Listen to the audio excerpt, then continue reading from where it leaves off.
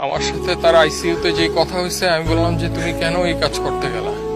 বলে আমার বাচ্চারা আমার সামনে সব পুইরা মারা যাচ্ছে, আমি এটা কিভাবে সহ্য করি।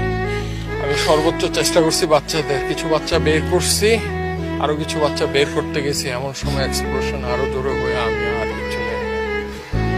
ওর ভিতরে সে নিজে পইরা নিজে পুরা ভাই 100% বার্ন হয়ে গেছে, পা থেকে মাথা পর্যন্ত চুল। শুধু সে বেঁচে ছিল, একটু কথা বলতে পারছে আইসিইউতে।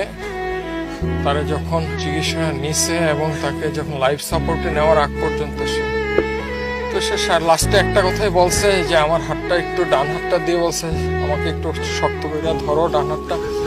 আমি শক্ত করে ধরছি, ভাই ধরা যায় না, পুরা সব কিছু পুরা বুকের এইখানে নিয়ে বললো তোমার সাথে আমার আর দেখা হবে না।